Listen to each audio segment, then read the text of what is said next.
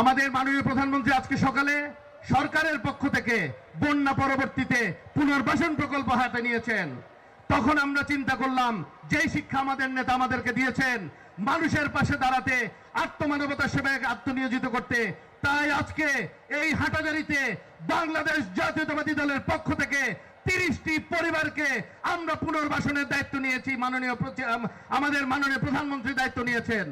আমি আর কাল বিলম্ব না করে যাদেরকে দিব তাদের মধ্যে কয়েকজনকে আমি মঞ্চে আসার জন্য আহ্বান জানাচ্ছি, যাতে ওনারা এসে মাননীয় প্রধানমন্ত্রী থেকে ওনাদের প্রতীকী যে উপহারটা দিচ্ছেন এটা নিয়ে যান।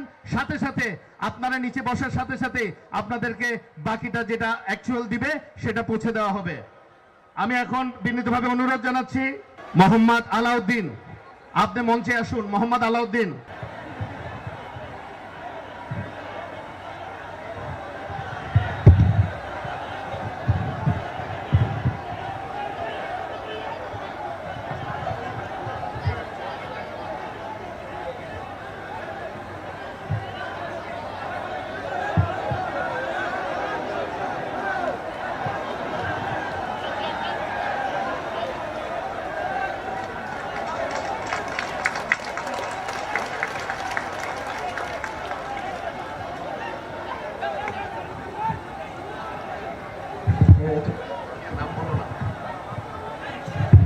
প্রতিমা রানী শীল, প্রতিমা রানী শীল,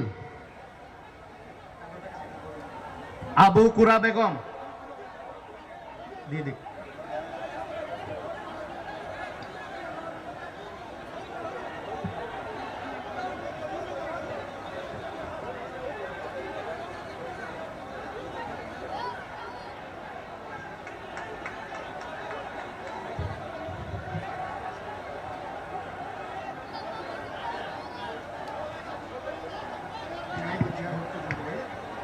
কালাদা বেগম,